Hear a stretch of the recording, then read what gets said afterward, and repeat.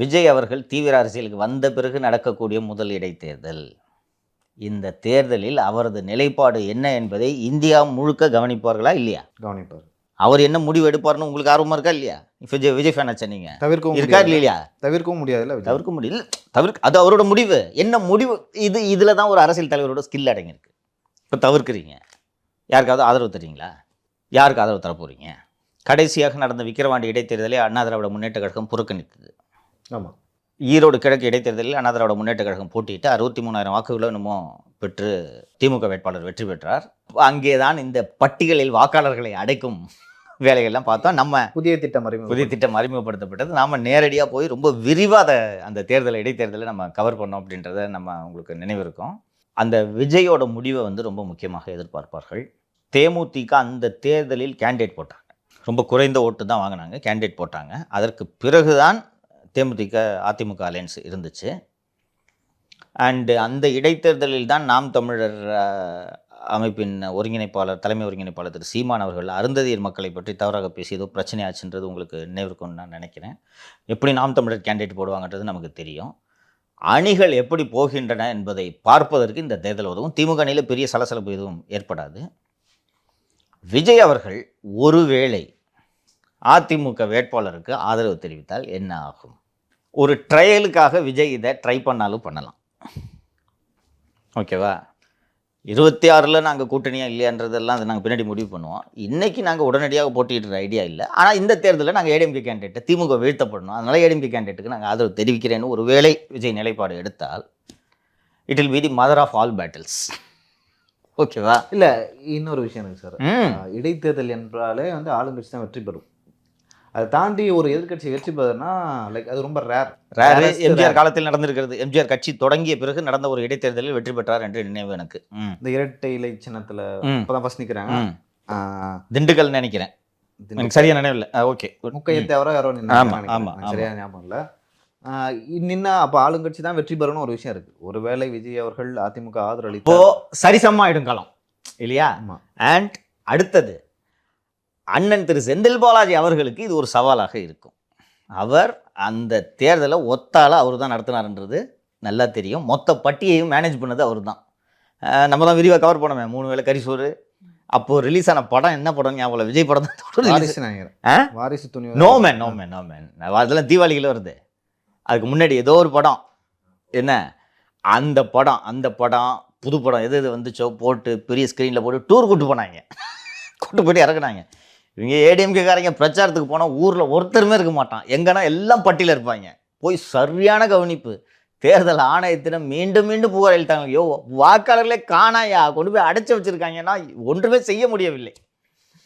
And இப்போது சிறைக்கு சென்று திரு செந்தில் பாலாஜி மீண்டு வந்த பிறகு நடக்கக்கூடிய ஒரு இடைத்தேர்தல். கொங்கு பகுதி அவருடைய இன்சார்ஜ் அப்படி தேர்தலுக்காகவே வெளில வந்திருக்கார் போல இருக்கலாம். அவருக்கு இது ஒரு சவால். தன்னை நிரூபித்து கொள்ள வேண்டிய கட்டாயத்தில் அவர் இருக்கிறார். அவருக்கு அதே செல்வாக்கு மீண்டும் இருக்கா இல்லையான்றதை அவர் ப்ரூவ் பண்ணி காட்டணும் இன்னைக்கு. ஓகேவா? அதனால தன்னுடைய மொத்த உழைப்பையும் அதில் போடுவார். அப்படி இருக்கும்போது சிம்பிளாக சொன்னால் ஒன் சைடடாக போயிடும். நீங்கள் சொன்ன மாதிரி ஆளுங்கட்சி தான் ஜெயிக்கணும். ஒருவேளை விஜய் நான் அதிமுகக்கு ஆதரவு இந்த இடைத்தேர்தலில் மட்டும் அப்படின்ட்டு ஒரு நிலைப்பாடு எடுத்தாருன்னா அது செந்தில் பாலாஜி இல்லை, திமுகவில் இருக்க அத்தனை பேருக்கும் சவாலாக இருக்கும். ஒரு நல்ல அரசியல்வாதியாக விஜய் இருந்தால் இதை செய்ய வேண்டும். புரியுதுங்களா? இப்போ அவர் கேண்டிடேட் போட்டு அங்கே ஜெயிக்க முடியாது, வாய்ப்பே இல்லை. அண்டு கட்சி தொடங்கியவுடன் போட்டியிட்ட முதல் இடைத்தேர்தலில் தோல்வியுற்றார் என்ற பெயரை விஜய் அவர்களும் விரும்ப மாட்டார். மாறாக திரு விஜய் அவர்களை கட்சி தொடங்கியதற்காக அத்தனை அவதூறுகளையும் செய்து அவருக்கு அவ்வளவு தொல்லைகளை கொடுக்கக்கூடிய கட்சிக்கு பாடம் புகட்ட வேண்டும் என்று திரு விஜய் அவர்கள் நினைத்தால் அவர் போய் பிரச்சாரம்லாம் பண்ணணும் கூட அவசியம் இல்லை. ஏன் ஆதரவுப்பா அதிமுகன்னு சொன்னால் போதும். லெவல் பிளேயிங் ஃபீல்டாக அது இருக்கும். சவாலான தேர்தலாக இருக்கும். ஃபஸ்ட்டு தேர்தல் ஆணையம் அறிவிப்பு வெளியிடுகிறதா என்பதை பார்ப்போம். உங்களுக்கு நினைவு இருக்குன்னு நினைக்கிறேன். ஓபிஎஸ் கேண்டிடேட் போட்டு வாபஸ் வாங்கினார். ஞாபகம் இருக்கா? ஓபிஎஸ் கேண்டிடேட் போட்ட பிறகு பிஜேபி வேட்பாளரை போட்டால் என்ன பண்ணுவீங்கன்னா, நான் வாபஸ் வாங்கிப்பேன் அப்படின்னாரு. அப்புறம் கேண்டிடேட்டை போட்டு வாபஸ் வாங்கினார்கள். உங்களுக்கு மீண்டும் இதை நினைவுபடுத்த விரும்புகிறேன். பாஜகவும் நாங்கள் நிற்போம் அப்படின்னு நிற்போன்னு சொன்னாங்க. அப்போது அந்த இடைத்தேர்தல் நடந்த பொழுது அதிமுக பிஜேபி கூட்டணி உடையவில்லை. அண்டு ஏதோ ஒரு பேனர் அதுக்கு தான் வரேன். அந்த பேனரில் சிம்பிள் இவங்களுக்கு ஒதுக்கலன்னு நினைக்கிறேன். இன்னொன்று, இவங்க பிஜேபி ஃபஸ்ட்டு வந்து தேர்தல் பணிக்குழு போட்டாங்க. ஞாபகம் இருக்கா? எல்லா கட்சிகளையும் விட முதல் முறையாக முதல்ல எல்லாருக்கும் முன்னாடி முந்திக்கிட்டு பிஜேபி தேர்தல் பணிக்குழு போட்டாங்க. கூட்டணி கட்சி, அதிமுக கூட்டணி கட்சி, இவங்களை கேட்காம அவங்க தேர்தல் பணிக்குழு போட்டால் என்ன அர்த்தம்? அப்போது அவங்க போட்ட பிறகு இறுதி நாள் வரை பிஜேபி அதிமுகவுக்கு ஆதரவா இல்லைன்றது சொல்லலை. ஞாபகம் இருக்கா? ஆமாம், சொல்லலை. கடைசி நாள் வரைக்கும் சொல்லலை. இவங்க ஆதரவு கொடுக்கலன்னு எடப்பாடி என்ன பண்ணார்? பேனர்லேருந்து மோடி படத்தை தூக்குன்ட்டார். நம்ம தான் பெருசாக நியூஸ் பண்ணோம். ஞாபகம் இருக்கா? தூக்குன்னு சொல்லிட்டு தேசிய ஜனநாயக கூட்டணின்ற பேரை தேசிய ஜனநாயக முற்போக்கு கூட்டணின்னு வச்சாங்க பேர். ஞாபகம் இருக்கா? அதை வச்சு நம்ம ஃபோட்டோ எடுத்து போட்டு அதெல்லாம் நியூஸ் பண்ண பிறகு அங்கேருந்து ஃபோன் பண்ணியாங்க, அங்கே பேரை பேனரை மாற்றுங்கன்னு சொல்லி. சரி மாற்று, மோடி படத்தை வச்சு தொலை அப்படின்ட்டு அப்புறம் வச்சாங்க. அதற்கு பிறகு தான், அந்த தேர்தலுக்கெல்லாம் பிறகு தான் செப்டம்பரில் வந்து கூட்டணியை உடைந்தது. அதுவே வந்து ரொம்ப ஒரு சுவையான தேர்தலாக இருந்தது.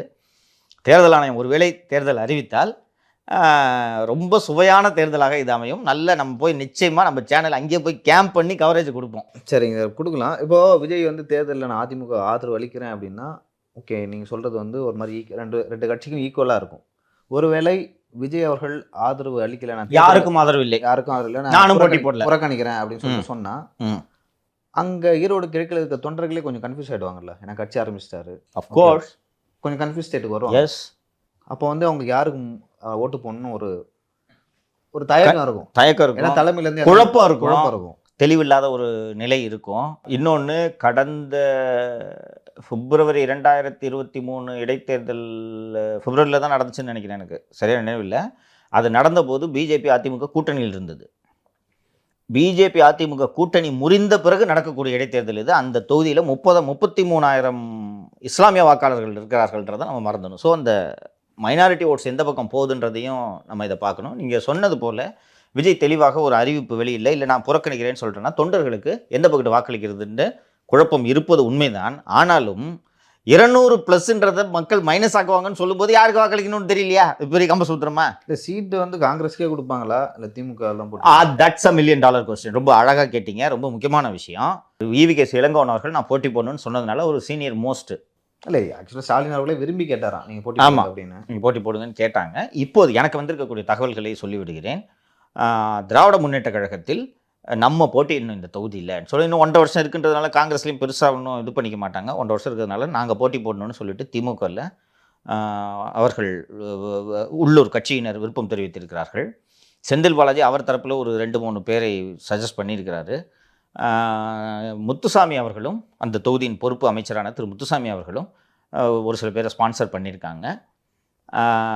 ஸோ நீங்கள் சொன்னது மாதிரி காங்கிரஸ்க்கு இது கொடுக்குறாங்களா இல்லையா, இல்லை நாங்கள் போட்டிட்டு இருக்கிறோன்ற முடிவு எடுக்கிறாங்களா அப்படின்றதையும் நம்ம இல்லை. காங்கிரஸ் போட்டியதால் அந்த இஸ்லாமிய வாக்குகள் வந்திருக்கும், திமுக போட்டிட்டு அதே இஸ்லாமிய வாக்குகள் வருமா அப்படின்னு இருக்கு. அந்த கொஸ்டின்லாம் இருக்குது. ஸோ ஃபஸ்ட்டு தேர்தல் ஆணையம் அறிவிச்சாங்கன்னா ரொம்ப ஒரு சுவையான ஒரு போட்டியாக இது இருக்கும். நம்ம நல்ல கவரேஜ் கொடுக்கலாம்.